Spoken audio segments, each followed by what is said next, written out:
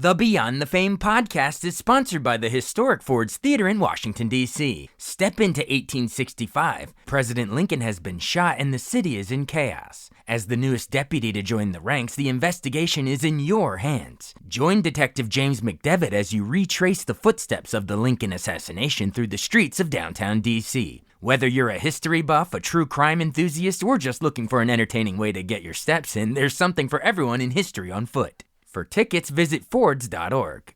And of course, this podcast is powered year-round by our longtime sponsor, the Hollywood Casino at Charlestown Races in West Virginia. Upcoming entertainment includes Buddy Guy on August 1st, Gabby Barrett on August 7th, and Richard Marks on August 8th. Plus, the $1 million Charlestown Classic Race and Festival on August 28th. Enjoy live racing, live entertainment, food trucks, and more. Free fun for the whole family. Details and tickets at HollywoodCasinoCharlestown.com. Must be 21 to enter the casino floor and attend a show. Gambling problem? Call 1-800-GAMBLER.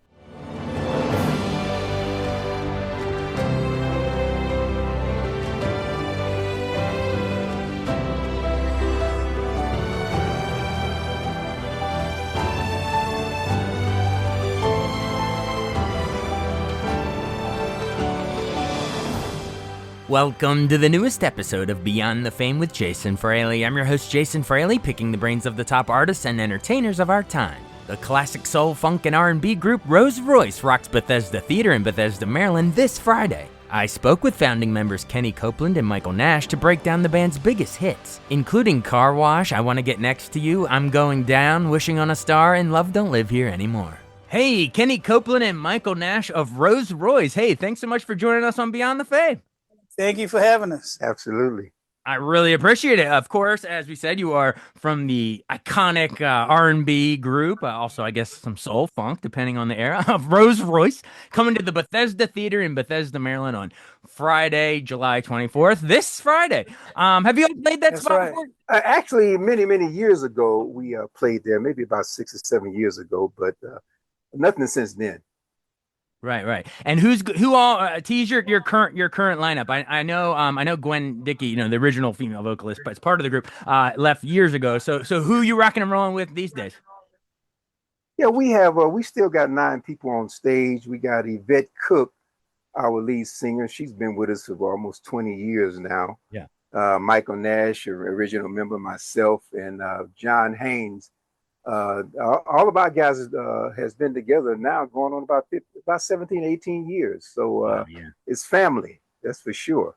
That's great. It's funny when we have, see, I'm of the mind that there is no such thing as time or past, present, and future. I think it's all an illusion. Like, you know what I mean? Like, I was born in the 80s, but I still listen to your all stuff. You know what I mean? Like, it's all nostalgia. It's all of a piece, if you ask me. Yes. We've been together a long time. Most of us, we grew up together. Yeah, with the school together. So been a long time, with 40, 50 years now. Yeah. It's a long time. I say when Kenny and I met, we were 16 years old. Oh, awesome. Well, I got to hear this story. So wait, where Kenny and take turns. Where were you each born and how'd you meet? Well, I was born in Birmingham, Alabama. Then I moved to New York. And then when I was about 13 or 14, I came out here to California and I went to school out here. I took a liking to music and I started just meeting different people from high school, junior high school. And I met Michael Nash. I think we went to 2 different high schools. Yeah. He went to Locke. I went to Locke Washington High School. Were they rival schools in the sports or anything? No, just I think we had the best music department, but they had the most talent. Well, there you go. So if you could have had their talent in your quality music department or vice versa, then you would have been best of both worlds. But I guess that's what you did. You combined with you two. Yeah. So how did that actually work? If you went to different schools, how did you meet? Just around town? Well, Kenny can let you know the street he grew up on. 3 of the original members grew up on the same street. Okay. And then the other guys would all find their way over to one of those guys' house to rehearse. And that was the birth of Royce. Gotcha. All right. So, Kenny, who were those original 3 that were on your street? Henry Garner, Freddie Dunn, and myself. What was the street name? Haas Avenue, Haas. Haas Avenue. That should have in Inglewood. Inglewood, California, Los Yes, Angeles. yes, sir. I love it. Yes, That sir. that should be an album title one day, or maybe it was, and I Yeah, missed it. it I was sounds having like it. that. Huh? And when I was a Yep. kid, Bone Thugs and Harmony had East 1999, the album, their street sign. I remember that. Yeah, Yeah, Bone Thugs and Harmony. Yeah, Yeah, yeah. yeah, I Matter remember of fact, Bone Thugs and Harmony with Easy E and those guys. Jerry Heller was our manager for a long time. Well, He no, Easy managed was all. NWA. You're thinking NWA. Oh no, I Yeah, think they yeah, did some stuff together though. Yeah. yeah. He was. They were signed to his label, Yeah. and Jerry Heller was the president of that label. But I was with Jerry Heller before we even got with Easy, so I knew those guys very well.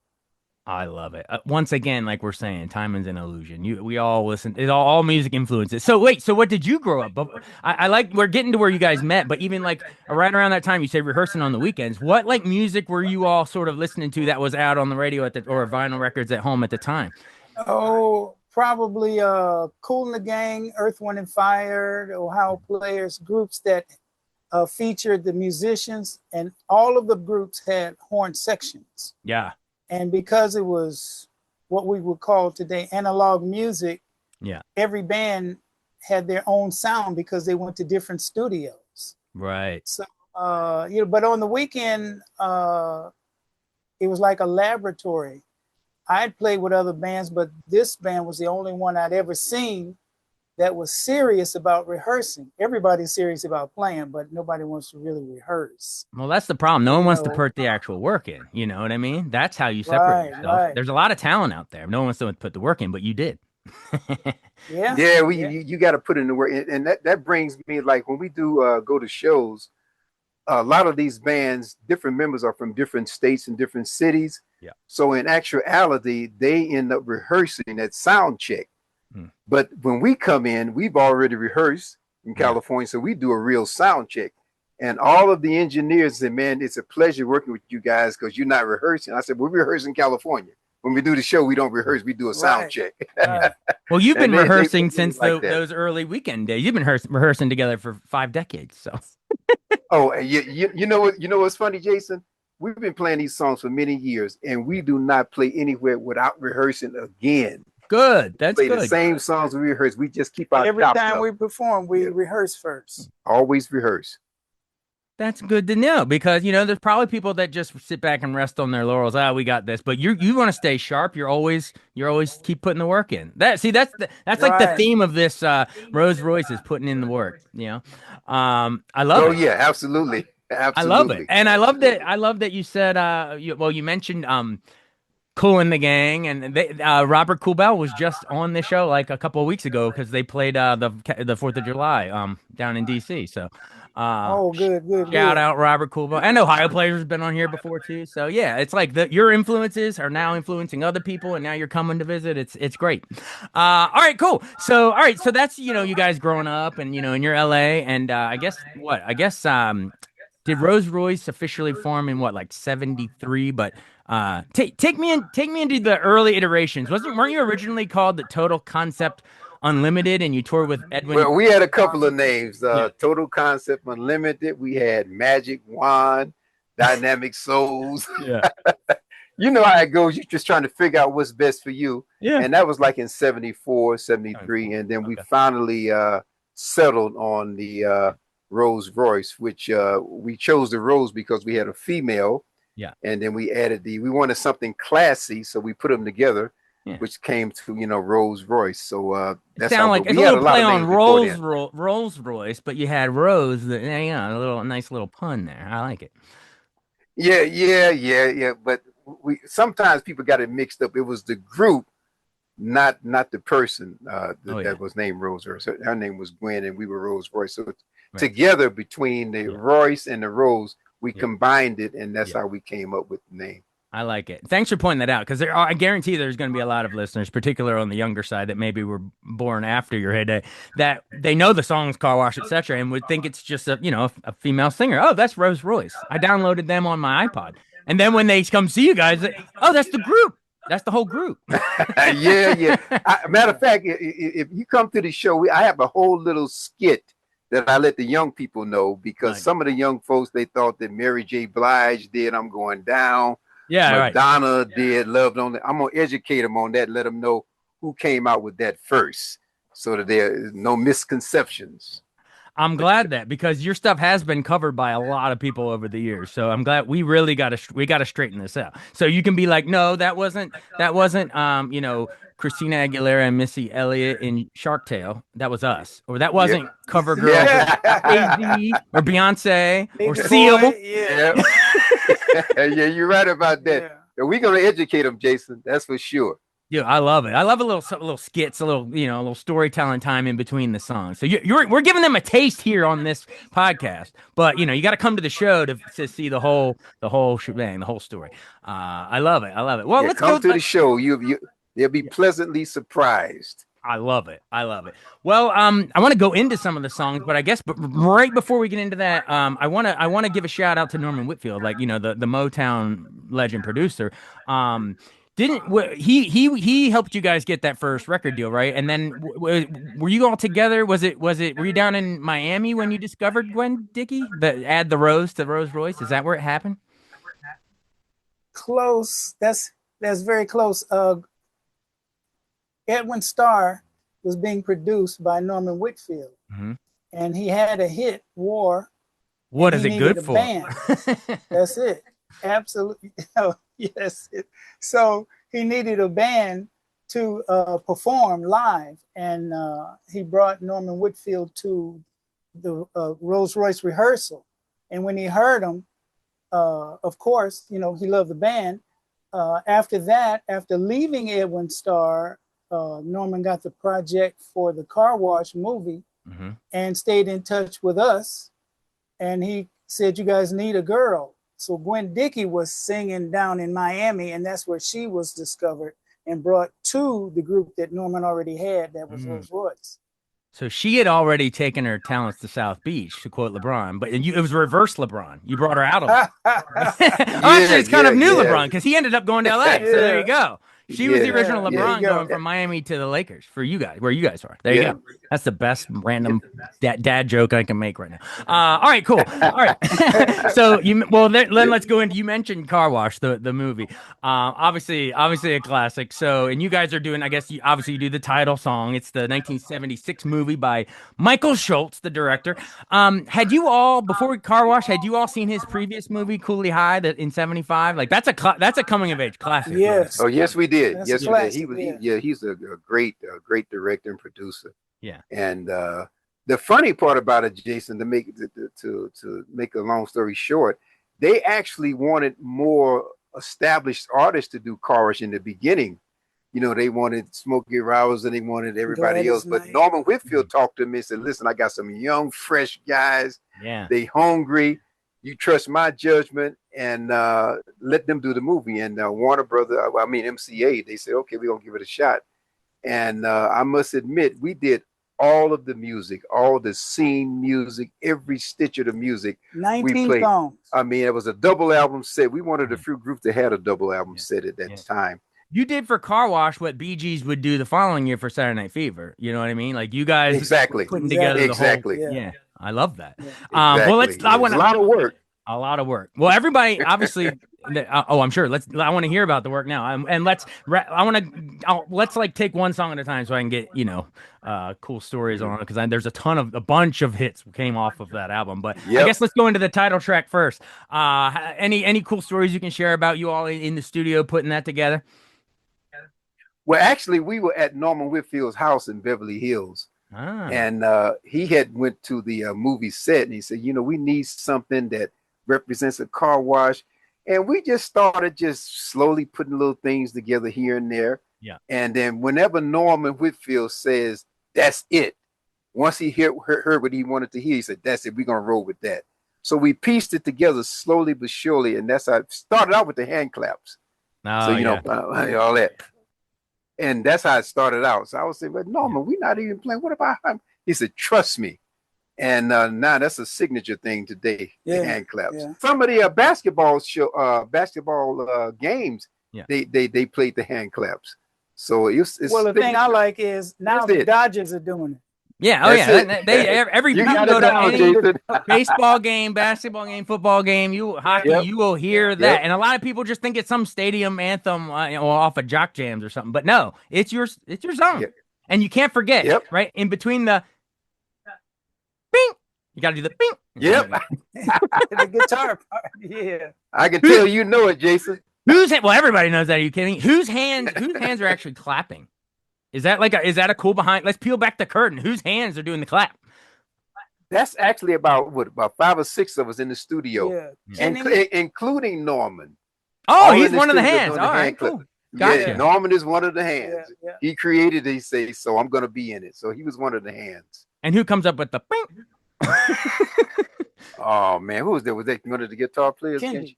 Yeah. Kenji Brown. Kenji Brown. All right, cool. Yeah. I want to give flowers to their proper due. You know what I mean?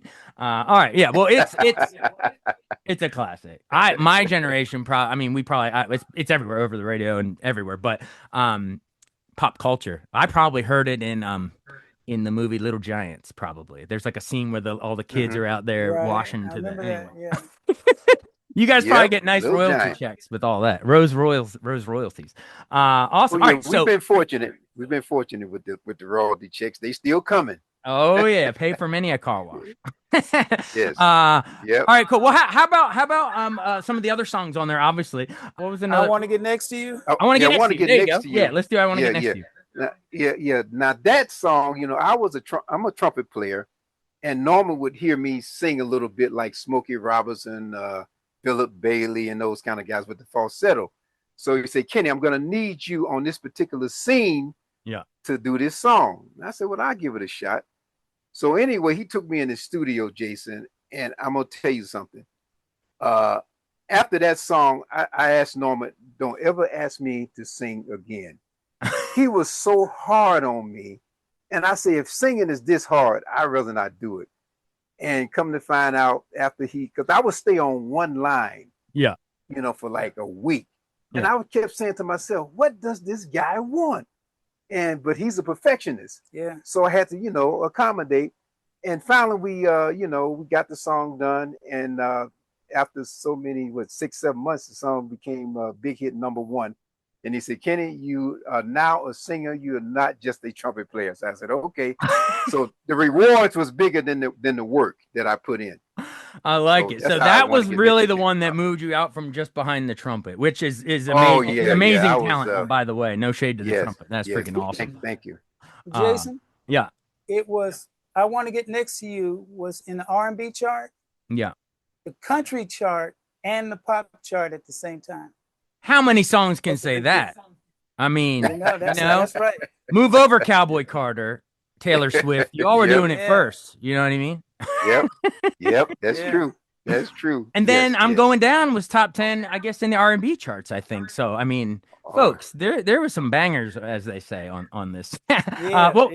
Go into the recording of that. I'm Going Down. We mentioned Mary J. Blige, but any cool stories on the recording of it? That song was definitely for the women. You know what I mean? And it still works as we sing it today.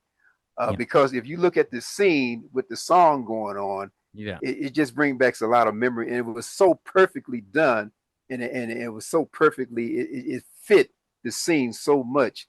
And it's one of our biggest songs. I mean, usually when we play that song, the audience go crazy. We go, ba, ba, ba. And they go crazy. Screaming. But it was great to record. It was really great to record. And it had a lot of feeling in it because Norman, like I say, Norman was a perfectionist. Yeah. So when you didn't do it right, I don't care. He didn't care how long it took. Yeah. If it take 2 weeks, a month, or whatever, because he just wanted to get it right. Yeah. And that's one thing that we learned. Don't leave until it's right. And that's what we did, everything. It's kind of like he said these songs would go on forever, and he was right. Oh yeah, it's like that, and that's what all those great producers and musicians did. Like you knew that, like, okay, I'm so tired. Do I really want to? Or if it's a movie, do I really want to do another take on this scene? But the director or the producer, it's like, yes, just put in the work now. You may be tired, but let's get it right, because then it's frozen in time forever, and generations upon generations are going to be looking back. Exactly. Yeah. Couldn't have said it better, Jason. So You get it couldn't have right. said it better. Get it right. Well, how about before we move to your other music, real quick? How about that as a movie itself? We've talked a lot about the songs and the soundtrack, but put on just your hats of like just going as like a moviegoer. I'm sure it was probably hard for you to separate it because you're like, yay, that's my song, and you've probably seen a million cuts before that, rough cuts and stuff before it hits the theaters. But if you can, try to divorce yourself from that and just imagine like viewers seeing it. Do you have a favorite like quote or a scene? Just in terms of George Carlin or Franklin A. You know what I mean? I would Franklin. say mine would be Franklin the Jai or something. when he walked in the cafe after the girl. He's in love with the girl, but she's just too pretty for him, she believes. Yeah. And when he stops and lets her know that you're waiting on a knight in shining armor, but I'm your knight in shining armor. And he works at the car wash, he's running around acting silly. But this day he got fully dressed in a suit. He looks great. And when he went over to speak to her, I Want to Get Next to You was playing in the background. Yeah. And her last word to him is, I get off at 6. So mission accomplished, That's why all the men like, the women love I'm Going Down. The guys love I Want to Get Next to You because she was the prettiest thing in the movie. And it worked when she says, I get off at 7 or whatever. That I get off at 7. That could be a double meaning there. All right, I love those double entendres back in those 70s movies. Oh, yeah. Well, that was 76. So you guys were up against, I guess it was like Silver Streak, Richard Pryor and Gene Wilder. I think that was all that same year, I think. But it was good stuff back then. Well, actually, by the way, so like I'm actually more of like a movie guy myself, actually. Like I teach film classes up here at Hood College. But so like try to contextualize it for the era itself. Like, a lot of people call that the quote unquote the blaxploitation movies, and but all of them had a big title song. Shaft had the Isaac Hayes, the big song, and Curtis Mayfield doing Superfly. All that stuff. Right. So Car Wash, it was fitting that that was you guys. But do you have a favorite flick from that era? Shaft. Yeah, I think Shaft had a great, and I still say it today, a great sound check. I mean, sound track. Yeah. Track. I mean, that opening sequence of him walking through Times Square with the Isaac Hayes. Oh man, that soundtrack was just amazing. I think it's still a classic today. Yep. The way he pieced it together, you can't do any better than that. In my opinion. I don't think any other black soundtracks had a wah-wah pedal in it. Wah-wah was mainly for rock and roll. Jimi Hendrix, but I mean that was the main part of the song. As soon as you heard the wah-wah, you knew what song it was, what movie it was. Yeah. Yeah, and then oh, it's so good. Isaac Hayes, right?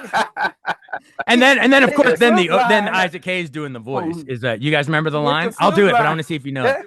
Who's the black private dick? Who's the sex machine for all the chicks? That's it. Yeah, Jason. And then you damn right. Oh, it's so good. Well, you got it down, Jason. Funny you mentioned that. You got it down, Jason. I'm trying. No, kidding me. Rest in peace, Richard Roundtree. And I guess Gordon Parks directed that, right? Yeah. He had just done The Learning Tree in '69 a couple years earlier. That was like the big breakthrough. Really giving black directors a shot. And then Shaft and all the rest. So yeah. But speaking of which, we had Foxy Brown herself, Pam Grier, on the show a couple years back. She launched a streaming.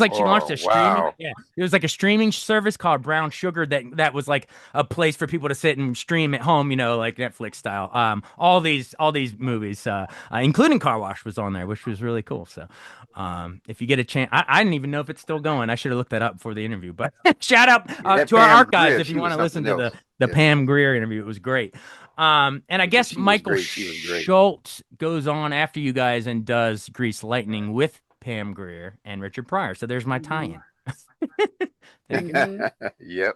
And by the way, my brain just does this. I actually had Richard Pryor's his daughter, Rain Pryor, is an actress, and she just came to our town here, a couple blocks from where I'm sitting in Frederick, Maryland, for a film fest, a Silvervox festival, and we did a Q&A with about her Wow. movie. Wow. Yeah, and it was Father's Day Wow. weekend, so I was like, on social, gave a shout out to her dad, Richard, and all that stuff. So lots of tie-ins. Wow. Wow. I'm telling you, time doesn't exist. Music, movies, Yeah. it's Yeah. all talking to each other. Um, Wow. Good stuff. All right. Well, before we go, we hit the movie stuff pretty good. All the stuff off of Car Wash.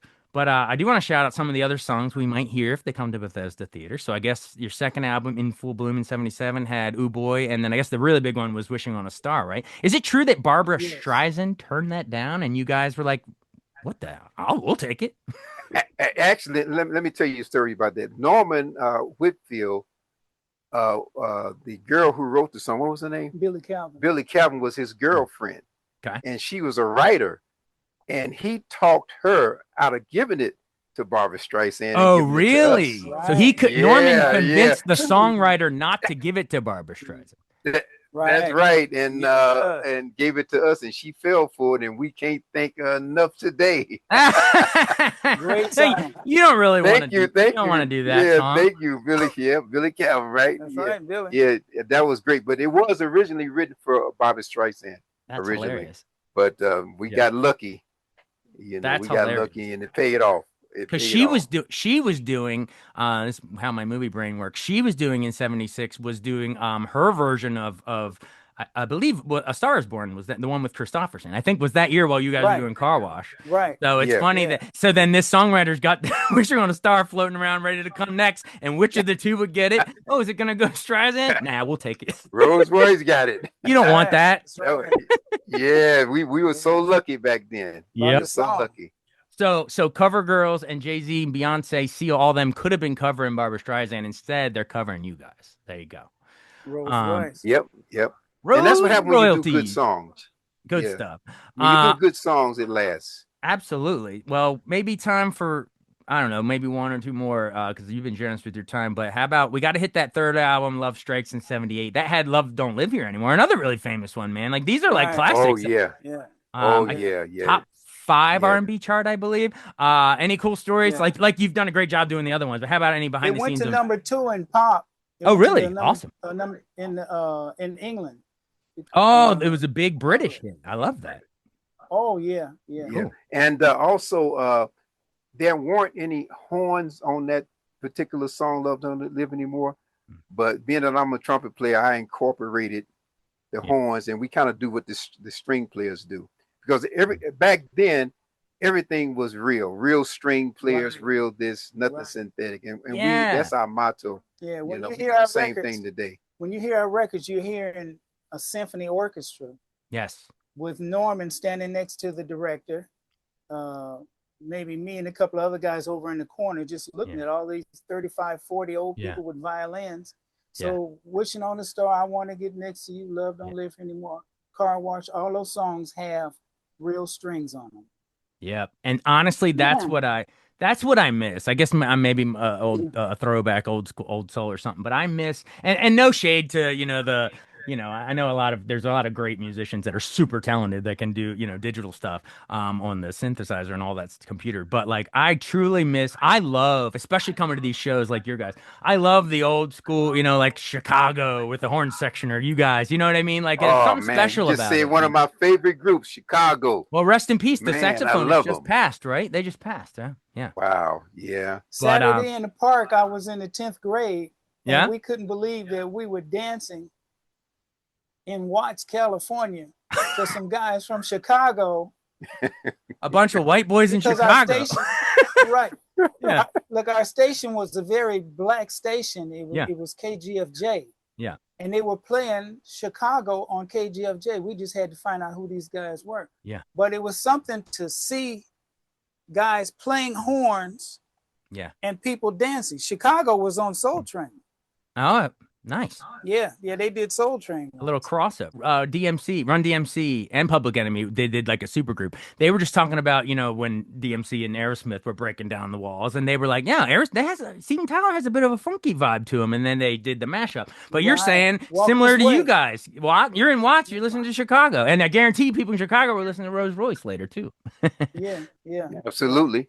For years, we used like a little string machine when Love Don't Live Here Anymore came out. Mm-hmm.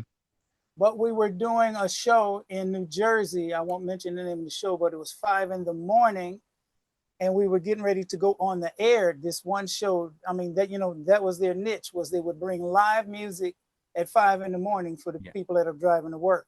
Nice. And Kenny asked me to play a line. He hum a line just like Norman would. I did on the piano, and he said, all right, remember that. We get back to rehearsal, we put it in the show, and that's the introduction to Love Don't Live Here Anymore. And from then on, all of the horn parts, the string parts on the record, our horns play those on stage. Oh, wow. Horns playing string Nothing parts gets away. Nothing during the gets live away. show. Yeah. Wow. Nothing gets away.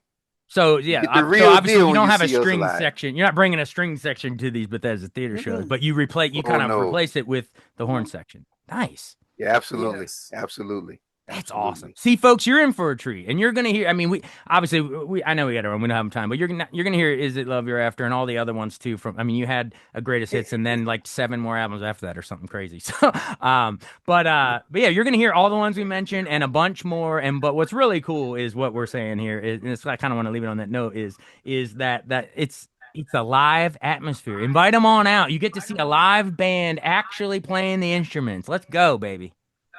That's right. No fake nothing here. July what you see is what you get. That's right. What you actually, Yes, absolutely, sir. absolutely, and you're gonna get a great show. Awesome. Well, Kenny Copeland and Michael Nash, I really, really appreciate you joining us again. Royce is coming to Bethesda Theater in Bethesda, Maryland, this Friday, July 24th. So you better get your tickets now. I mean, come on, if you listen to this, hear all these stories and songs, and you don't get a ticket after this, I don't know what's wrong with you. Something's wrong with you. What's going on? Yeah, plus we don't get to that area all the time, so Yeah. you might as well come on out and see us, because you don't know when the next time you're going to see us. So don't miss this opportunity. Oh, so the DC, we call it the DMV, DC, Maryland, Virginia. So you guys don't swing through here very often. This is a special treat. No, not very often. No, that's why it's going to be a treat. Absolutely. All right. Anything else you wanna add before we go? I think we covered a lot in a little time, but yeah. And anything else? You guys gonna do any sightseeing? Why DC's changed a little in the last couple years. But do you wanna doing any sightseeing around?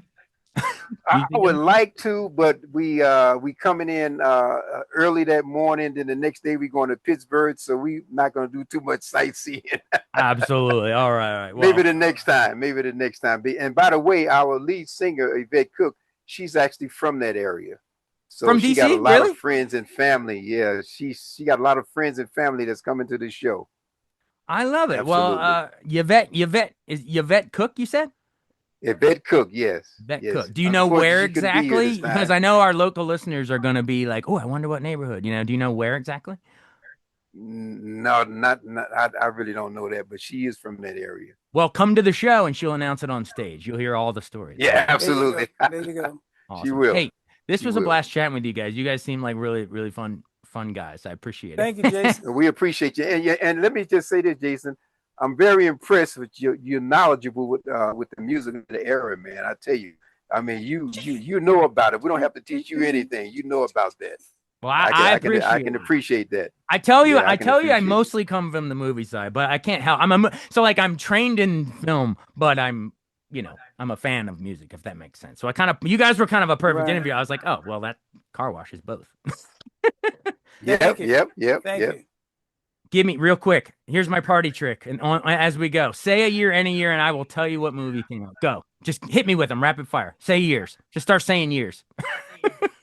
1965. Sound of Music. 1983. Terms of Endearment, but probably A Christmas Story, The Right Stuff, a bunch of stuff. Trading Places, a bunch of stuff. Anyway. 1978. The Deer Hunter, Grease, Superman, a bunch I of remember stuff. the deer. Body Hunter. Oh Snatchers my remake, a bunch of stuff. It's Wow. weird. 1981. Say what? 1981. Well, Chariots of Fire wins, dun, dun, dun, dun, dun, but it should have been in Raiders of the Lost Ark, probably, right? Wow. You got Warren Beatty Boy, doing Jason, Reds. You you got know. On Golden Pond. You got American Werewolf in London. You got Evil Dead. I don't know. I could just go all day. Any of the old Roger Corman movies where you could see the Yeah. zipper going up the monster's back? Yeah, Roger Corman, of course. But what he did some of like the Edgar Allan Poe stuff, like what was it Mask of Red Death and all that kind of stuff? Yeah, House of Usher. Yeah. Or we'll call that. Yeah. Wow. Very knowledgeable, man. I love it. I love it. I know. You know, it's gonna take long after I'm gone. I'm hoping there's also some young, I don't know, Gen. I guess it wouldn't be Z, Gen, whatever it is at that point, that will know my era's music, just like I've studied up on your eras, and you guys have studied up on, big band or whatever. Right. Like, we need people that like keep the history of all of it going. That's what I love about it. So anyway, That's right, because music is a universal language. absolutely. As we saw in Sinners, Ryan Coogler, all that music comes back around, and that great single take. Anyway, it's it all is speaking to each other constantly at all times. So, whatever age you are, whatever genre you love, come out to Bethesda Theater and see Rose Royce. It'll speak to you, I promise. Thanks so much for listening to Beyond the Fame with Jason Fraley. Our theme music is Scott Buckley's Clarion. Remember to give us a 5-star rating if you like what you hear. We'll see you next time.